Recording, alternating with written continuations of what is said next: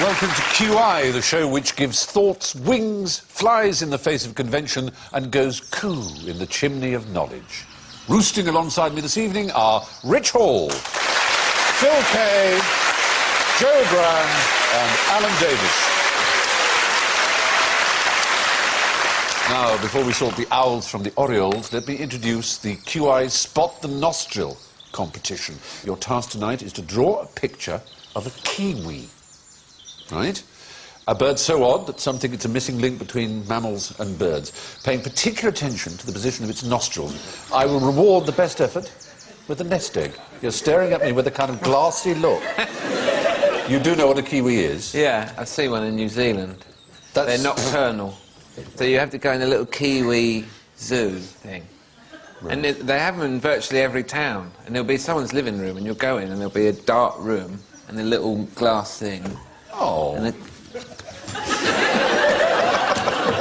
national bird. It is the national bird. Never see it, can't fly. Rubbish. But your task, whether you choose to accept it or not, Jim, is to draw one. Alan. Alan, sorry. Where did that come from? What's the national bird of England? I'll tell you what it is for women. Thrush.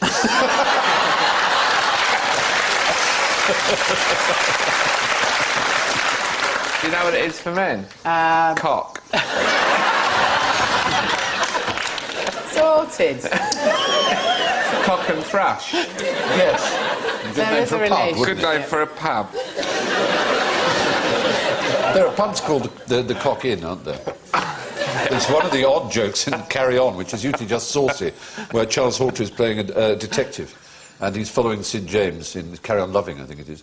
And he's sort of saying, you know, went for lunch, went to pub, the Cock Inn, had drinks with two other women, left Cock Inn. I mean, that implies you've got a left cock and a right cock. Left cock in, your right cock. So, cock, thrush, kiwi. I've got to draw all three of them. No, forget the cock and the thrush. Just draw me a kiwi, pay particular attention to the nostrils and where they are on the bird. Imagine if your nostrils were just above your anus.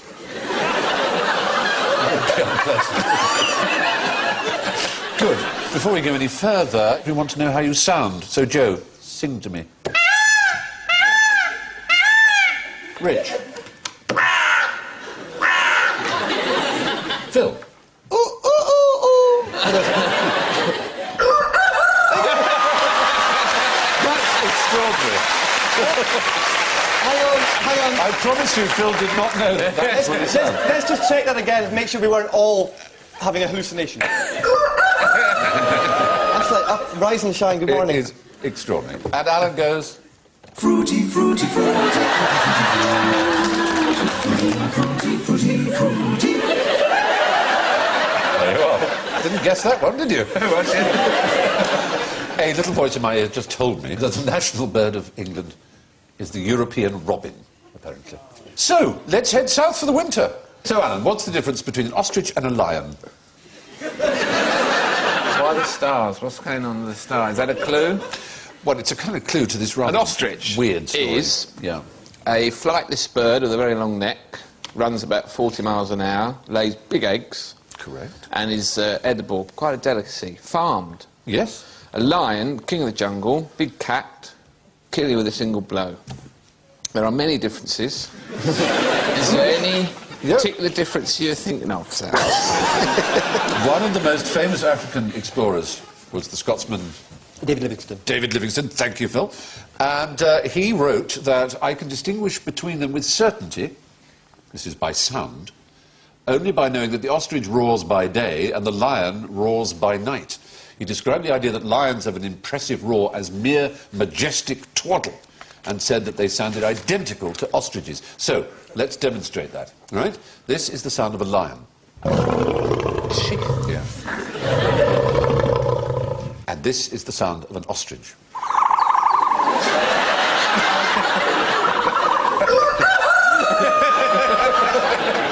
Yes, Phil. David Livingstone was a hard-working Scot. He was working in the mines. His ears were damaged. He couldn't be blamed for this. Don't you feel that actually Stanley was rather lucky that when he said Dr. Livingstone, I presume, he wasn't shot because he was mistaken for a leopard or something? If Siegfried and Roy had worked with ostriches instead of big cats, they'd probably still be working today. That's a very good thought. Although, Johnny Cash was attacked by an ostrich. Did you know that? I didn't. Yes. In Very Africa? ferociously, yeah. Really? Never quite recovered. Yeah. They can kick you. I saw one kick someone Yes. in the Goonies on the telly the other day. Yes, I saw that as well. Yes, I He did. really caught him treating me. So we get points just for being interesting. That's it. Yeah. You know that in some countries, linoleum is a form of currency. Now, that's interesting. Is it true, however? You said it was interesting, right? So, in fact, we have a question for you now, young Rich. Explain how to French kiss a woodpecker. You would have to seduce it. You have to get it interested in you. Right. Put a toothpick in your mouth. Woodpecker. Say nice things to it. Oh, that's nice plumage. Then you give it a date rape drug. Should all else fail. Yes. Does French kissing mean kissing with tongues? Or Yes. Sorry. are you seeing anyone at the moment? Sorry. Yes, with I tongues. thought that's very attractive. Why would anyone want... They are very extraordinary things, woodpecker tongues. Let's have a look at a woodpecker tongue. You'll be astonished. There you go. Oh! It's one of the strangest things in nature. It's an amazing organ. It can extend to 2/3 of its body length. It's covered in sticky saliva, vicious barbs, and has an ear at the end of it, which you can listen to its prey. So it uses the beak for pecking at bark and an making ear a hole. at the end of its tongue? Well, a thing that detects sound. Sorry, can you say that again? Absolutely. How does it fit into its mouth, you may wonder? Well, it has to wrap it round its brain and the back of its eye sockets. Funnily enough, woodpeckers are very popular on creationist websites because they argue this is such an extraordinary creature designed, you know, so fit for its purpose and so on, that only a designer could have made it. It couldn't have evolved. Apart from anything else, when it moves sometimes up to 15 or 16 times a second, it beats the wood to make a hole, which is incredibly fast and generates immense forces, 250 times more forces than an astronaut is subjected to. It's 1,000 Gs.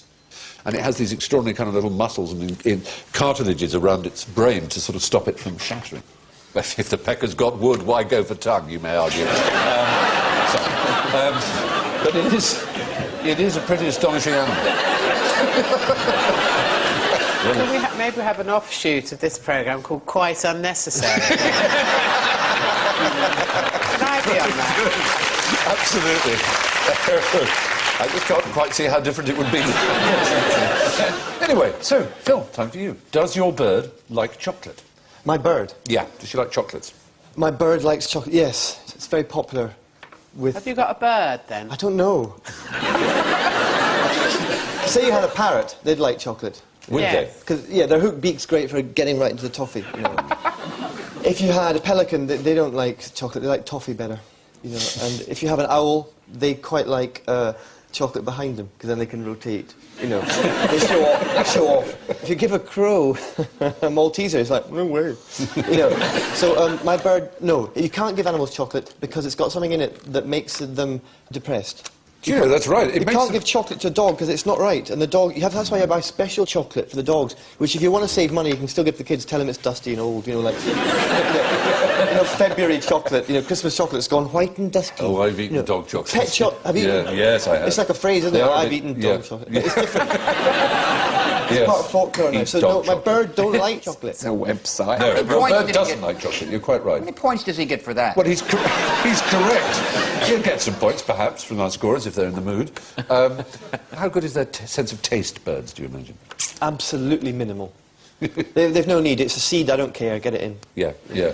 They only have about 20 or 30 taste buds on their tongue. They could never distinguish chocolate from I thought it was anything less else. than that, actually. Did you? Yeah. Did you? Yeah. I thought it was 15 to 18. And humans have how many, would you say? 25,000.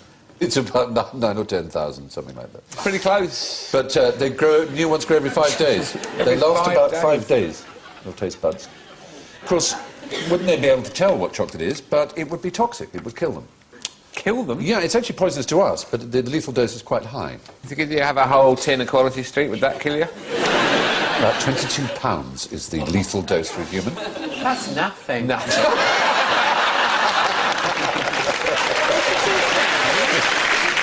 Well, yeah, a little Smartie would kill a small songbird, for example. That's quite... You sick... A friend of mine had a hamster and it wasn't very well, so her dad gave it a bit of brandy. Lord, what happened? Guess what happened next? Severe alcohol poisoning. Terminal alcohol poisoning? Oh, absolutely. Oh, dear. Is he better? Go to bed. We'll see you in the morning. Go down the shops. Get down the shops. When I was a teenager, someone I know gave their dog LSD. They went to Glastonbury. I went into a friend's house, and at the top of the landing of their house, they had this sort of football, and in a merry mood, and there was an open window, and I kicked it through the window, very pleased, converted it. And I had never heard of these things that people who have hamsters have, these little balls where the hamsters... I kicked the hamster right out the window, and it had bounced on it and gone all over the place. I felt Did it absolutely die? awful. No, it survived. It seemed perfectly cheerful. How Have you seen these little balls you can... Yeah. I bet it thought, God, that new ball I got for Christmas is bloody brilliant. But it's a pity Bill Bailey's not here, actually. They had a dog. Bill's girlfriend used to take it to work in an old people's home, and it used to eat entire boxes of Daz. And it would eat pants as well, and sort of like clean them. There's a washing machine inside. I know. Two And then out some white the pants would come out of its bum. You'd have to go... Yeah. Really white. Well, ish. Yeah. You know. But you wouldn't pop them straight on. Let's put it that That's probably true. way. We had a cat that could open the fridge. It'd lie on its back like that with its paws under the fridge and then yank it open. Really? Oh, yeah. And then he was in. And he got the turkey out the fridge and had it halfway to the cat flap before we found him. That's like Tom and Jerry, isn't it? And then he was eating it really fast while we were running towards him.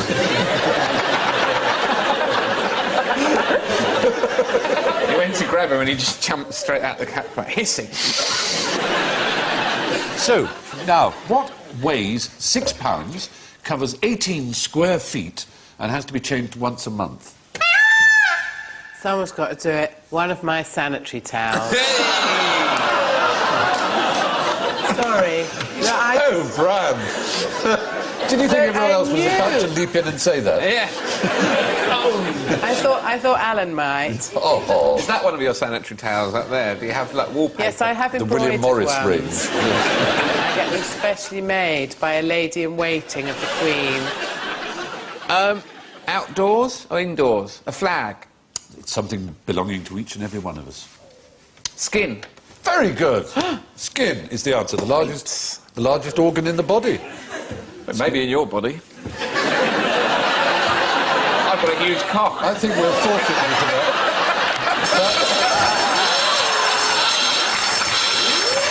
That's how predictable that was, thank you. You almost fell exactly into our trap. That counts as putting 1 foot into it, I reckon, so -5 to you. Yes, the skin. Extraordinary chap, the skin. Is a single square inch of skin. There are 20 feet of blood vessels. Just a single square inch of skin. Isn't that amazing? 1,300 nerve cells. Yep, and 100 sweat glands. And the cells of the human body are constantly being replaced. We lose about 50,000 cells a second. Yes. People get through around 900 skins in a lifetime. Right. So, now, True facts. here's a question. Does putting perfumed sachets in your drawers help conception? It will help conception, yes. How so? Because it'll give a meadow-like feel to the bedroom and everyone will be relaxed and ooh. You it will certainly in that sense, and there's an even more direct sense, which is rather astonishing. Lavender? Is it to do with lavender? It's not actually lavender, it's a very particular flower, the lily of the valley. It helps your sperm count. And it's even weirder than that. Sperm can smell. Sperm can smell whether you've got clean underwear on or not. And if you have, it will come out to play. Well, they can certainly smell the smell of lily of the valley. Okay? Someone's sitting in a lab somewhere with sperm going, now, here's something. Do you know what? There'll be people alive because of that research in a few years' time.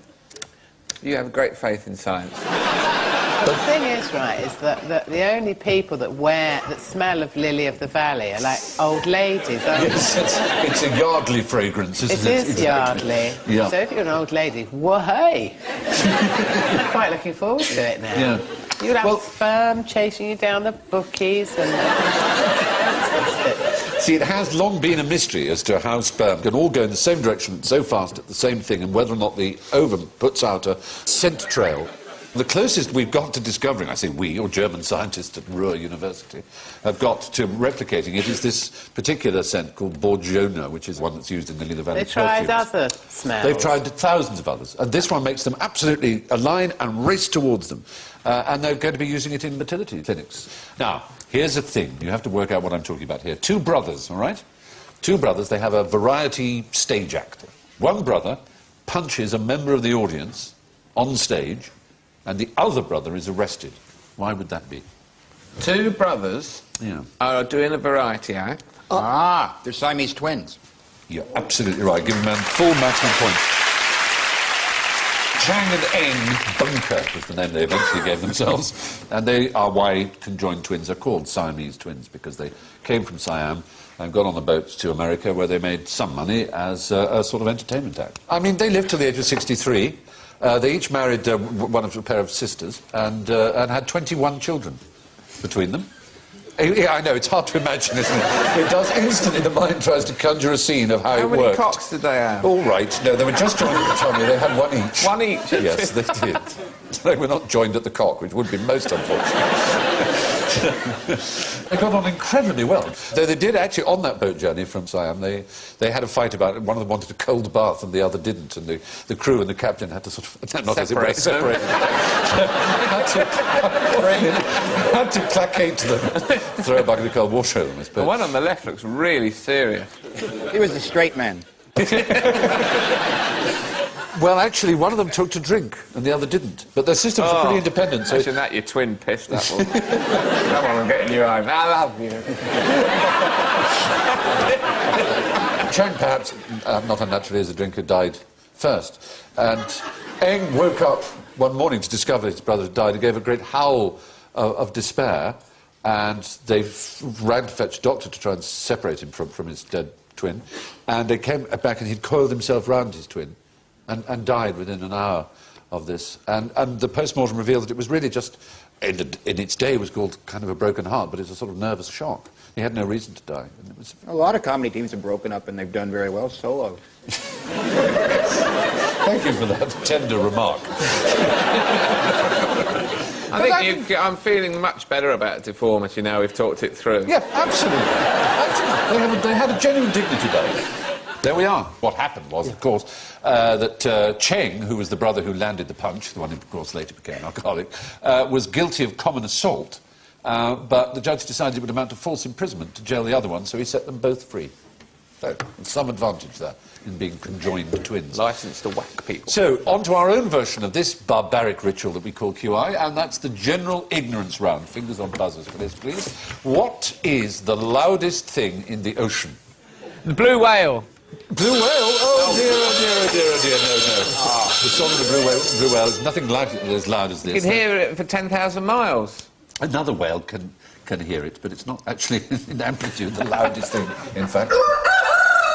Yes. Must it not be the sea itself? No. Crabs. At least not. I mean, it's a quite crabs, even smaller. Tiny baby. Some sort of vibrating thing.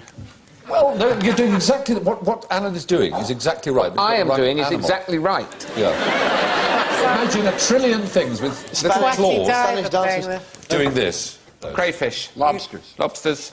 Smaller. Shrimps. Shrimps, yeah. They're the loudest thing in the ocean. Yeah. Oh, it's quiet Yeah, down there, that's isn't it? right. It's called the shrimp layer, and there are trillions of them. And they do this at the same time, and it's not actually the claws banging together that makes the noise, it's the bubble of air popping that is created by this very fast thing. It comes out at 30 feet per second, this thing, and it then pops. And it can keep people awake. If they come inland, quite near the coast, it can keep whole communities awake at night. Trillions of them, though. I mean, really vast. They can white out a submarine's sonar and deafen the operators through their headphones. Subs below the layer can hear absolutely nothing above it, and subs above it can hear nothing below it. And they're floating in the water. The Yes, shrimps. you can only hear by raising a mast through them. So, now, next question. What's more likely, being killed by lightning or by an asteroid? Fruity, fruity, fruity. Yes. Lightning. Oh, dear. No one's ever been killed by an asteroid. That's rubbish. Prove it. Now, oddly enough, I mean, I think it's a rather unfair, but because you answered it, in the UK, you are more likely. You're more likely to be struck by an asteroid, but in America, it's more likely to be struck by lightning. This is research into NEOs, near-Earth objects, as they're called, estimates that a large one strikes us once every million years. The resulting death toll is likely to be in excess of 1 billion. So the chances of you dying Oh, please, are that's never happened. 1 in 6 million in any year. That has never happened. No, but it's going to happen pretty soon. No, it won't. Well, more than 2 kilometres wide is all the asteroid needs to be. And we've seen certainly craters which show there have been ones much wider than that. And it's due at any moment. But Where would you like it to land? I'd like it to land wherever it in lands, it's like hundreds and hundreds of atom bombs. It's going to destroy everybody. Yorkshire. Yorkshire. They wouldn't mind. They'd just be delighted it didn't land in Lancashire. It come to Yorkshire. Most people are struck by lightning on golf courses, right? I believe that's true, yes. My aunt got struck by lightning on the You have an golf aunt? course. Oh, your aunt. I'm sorry. I'm so sorry. I'm so sorry. Yeah. I do apologise. Pet aunt, you might do. That too. She had a pet aunt. My aunt. Little pet aunt. She got struck between the first and second holes. Oh, very good. Something in her stance. Now, where do camels come from? That's my next question. Phil. Over there. Usually out of the shimmering, miragey, horizon. True. And over there, you may be pointing in the right direction, actually. I can't quite tell whether to give you the points or not. Where do they originate from? Oh, Africa. Africa, did you say? Yeah. Europe. Europe, did you say? Yes. Into world Not Europe, adventure. no. But that wasn't a forfeit one for some reason. Asia. Asia, did you say? Oh, what? There you are. You're desperate for those points, aren't you? Yeah. Isn't it Australia? No, it's not Australia, even. America. Yay! Well done. You got some points back. Really? No. Yep, they did. They did. They certainly cigarettes, did. maybe. Like horses and dogs. But, no, the fact is, like horses and dogs, camels grew up in the grasslands of America 20 million years ago. Rubbish. Fair enough. Fair enough. Oh, but the land masses will have been adjoined. Well, Bering Strait was land then, exactly. In those days, they were more like giraffes or gazelles, in fact. You know, the camel is the only other mammal, apart from humans, that smokes. Will actually smoke a cigarette and enjoy it. Oh. They What give about them, beagles? the camel handlers give them a puff and they... Not beagles hate it. And they inhale and exhale smoke. I totally made that up, that's rubbish. But it was quite a good one and it got you going. It did get it. Well, they became extinct in North America during the last ice age, and unlike horses and dogs, haven't made it back there, except in zoos. So, next question. Why are flamingos pink? It's what they eat. Which is? Shrimps. You really didn't know that, did you? You really were shocked by What are that the chances of that? Now, they do. They eat something that They affects do. their It is food, but pigmentation. it's so not shrooms. It's actually, oddly enough, blue-green algae. They stand on one leg, because if they stood on... Because If they they, have to if they change lifted legs. the other one, they'd fall down. They'd fall, and their legs would rot, so they have to change them, otherwise their leg would rot. Oh, is that right? No, I made that up as well, but I'm doing it quite well. I've made twice, I made you go, is that right? No. Despite the name blue-green algae, as well as containing green chlorophyll, it's rich in blue and red pigments, so its blooms are often red. Violet, brown, yellow, even orange. So from one silly bill to another, artists, we need to see your kiwis and judge accordingly. So, let's start with this end. Yeah. What I have here is a sequential drawing of the nostril itself, there in situ, and here shedding, sneezing. So, as a flip of early movie footage, it's... I've drawn the assembly instructions for a kiwi. Like you'd find at IKEA. And this is where you screw on the beak in C. The Phillips head screw. And that's the completed project. Right, OK, very good. Joe? I just sort of did colouring in. Oh, that's so beautiful, though. And you've got the nostrils at the end of this crest. I have. We did discover, didn't we, in an earlier round, that birds have no taste. No. It's very charming. Excellent. So, Alan, let's have a look at yours. Oh, yes. There, yes. I've done him. Now, that's him with his shades on. Yeah. Even though it's night. Yeah. Well, it wouldn't matter. No. And his nostrils are on the end of his beak for sniffing. Well, that's extraordinary. Whether through some random act or whether through brilliance, you've got it absolutely spot on. That is where the nostrils are. The very end of the beak. How about that?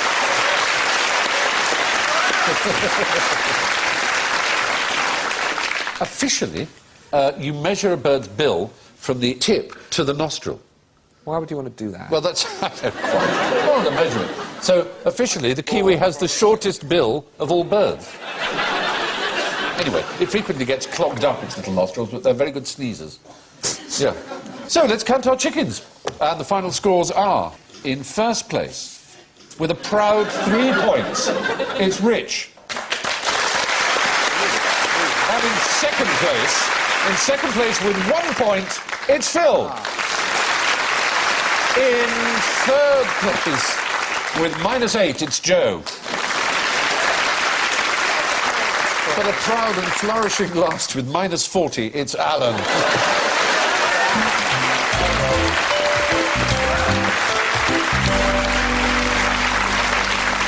Let me leave you with one very extraordinary bird tale. Tibbles, the lighthouse keeper's cat, arrived on tiny Stevens Island in New Zealand at the beginning of the last century, and soon piles of small bird corpses began piling up by the back door. And the puzzled lighthouse keeper sent off some samples and was delighted to learn that Tibbles had discovered a new species, the only flightless perching bird in the world ever recorded. But it was unfortunately too late. By the time the news arrived, Tibbles had tracked down and killed every last example of what is now known as the Stevens Island wren. It's the only case of a single individual wiping out every member of a whole species. On that note, from Joe, Rich, Phil, Alan, myself, good night.